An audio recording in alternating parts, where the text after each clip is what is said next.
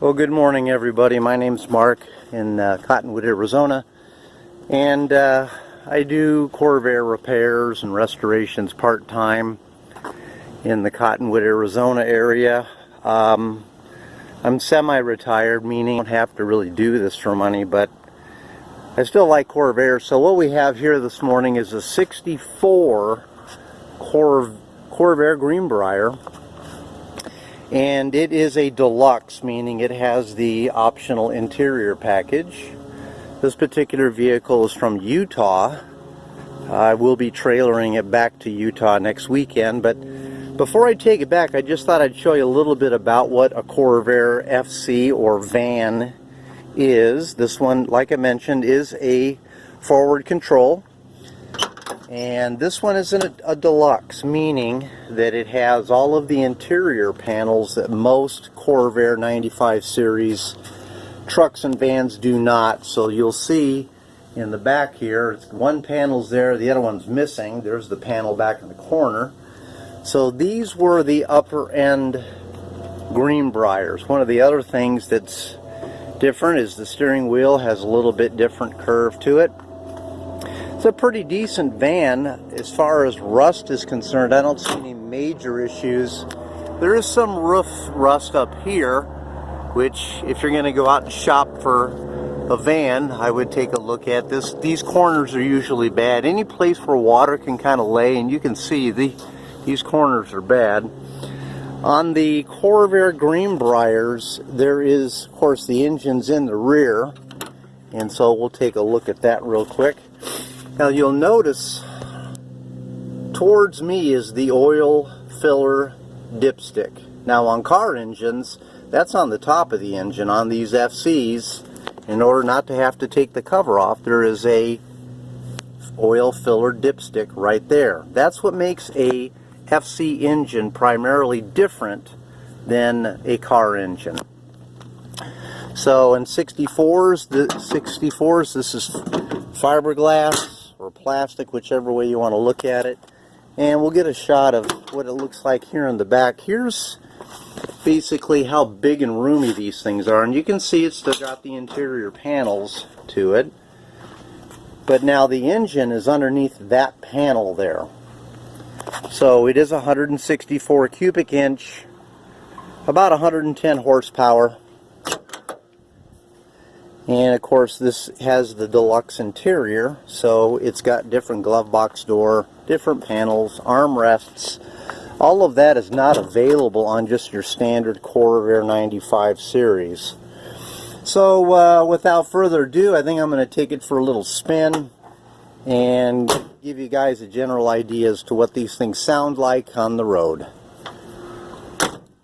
Be right back. Alright, this is Mark again, and you'll notice that instead of having a floor shifter, somebody has covered that hole. You'll also notice that there is a place for a clutch pedal.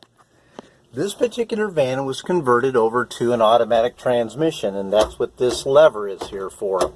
It is a 2-speed power glide transmission, and very reliable transmission. Not much really goes wrong with them as long as you keep fairly decent fluid in them.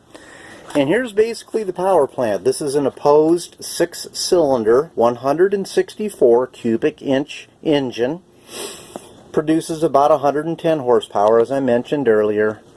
And these things are probably good for about maybe 80 to 90 miles an hour if you get them running right.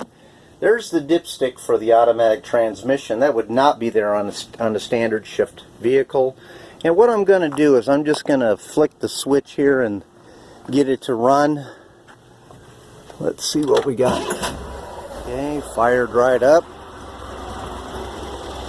And this is a 110 horsepower Corvair engine.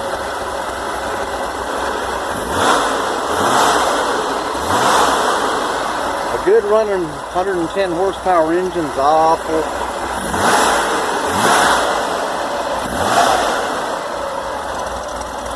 Alright, now I'm going to go ahead and shut it off and we'll take this baby for a ride. Alright, ladies and gentlemen, I'm going to take the van for a little spin. Threw it in reverse. I I'd like to also point out that this is, down here is your emergency brake. Very critical for doing a power glide. There is no park on a Corvair power glide. So let's just go around. They're not speed demons, I can tell you that much.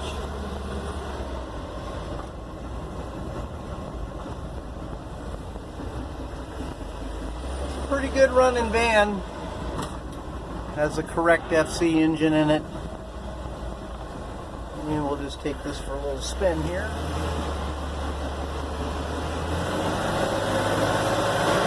And generally here you're going to get a little bit more noise than you would a car because you are basically in the same compartment as the engine. The engine lid that covers the engine is the only thing that really deadens any kind of sound.